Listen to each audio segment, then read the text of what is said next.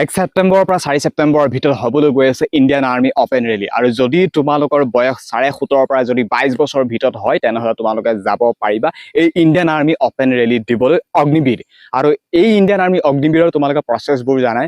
running হয় তাৰ পিছত তোমালোকৰ মেডিকেল হয় তাৰ পিছত হ'ব তোমালোকৰ ৰিটেন এক্সামিনেশ্যন আৰু এই ভৰ্তি ডেটটো মই পুনৰবাৰ কৈছো যে 1 ছেপ্টেম্বৰৰ পৰা 4 ছেপ্টেম্বৰৰ ভিতৰত হ'ব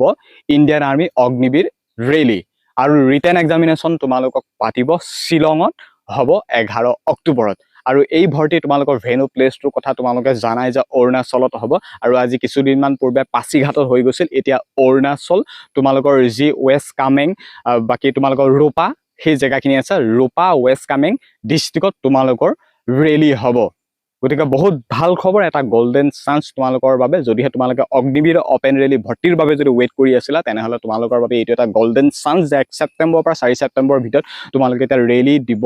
পাৰিবা ভিডিঅ'টো শেষলৈকে চাবা আৰু ফলো কৰি থোৱা কিন্তু এই ভৰ্তিত ডাইৰেক্ট তোমালোকে যাব নোৱাৰিবা পাছ উলিয়াব লাগিব কাৰণ অৰুণাচল জেগা সাইটত যাবা তোমালোকক এটা পাছ লাগিব পাৰ কেণ্ডিডেট হিচাপত পাছ লাগিব পাছ হ'লে এই ইণ্ডিয়ান আৰ্মি ভৰ্তিত তোমালোকে যাব পাৰিবা লগতে তোমালোকৰ ফুল অৰিজিনেল ডকুমেণ্টছ লাগিব যি ৰেলী জেগাত বিচাৰিব পাছটো তোমালোকক লাগিব পাছ মোষ্ট ইম্পৰ্টেণ্ট পাছ লাগিব আৰু অৰিজিনেল ডকুমেণ্টছ লাগিব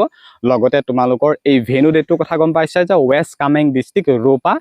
1 to 4 September Indian army Agniveer open rally ভৰ্তি আৰু এনেকুৱা ধৰণৰ আপডেটবোৰ পাবলৈ হ'লে মোৰ পেজ বা চেনেলটো ফলো কৰি থবা নেক্সট এনেকুৱা ধৰণৰ আপডেট আকৌ দিবলৈ গৈ আছো সকলো যাব পাৰিব কিন্তু পাছ লাগিব সেইটো কথা মনত ৰাখিবা গতিকে একাউণ্টটো এতিয়া ফলো কৰি থোৱা এনেকুৱা ধৰণৰ অফিচিয়েল আপডেটবোৰ পাবলৈ লগতে নটিছখন যদি পাব বিচাৰিছা তেনেহ'লে মোক ফলো কৰি থোৱা আৰু কমেণ্ট বক্সত দিয়া হৈ আছে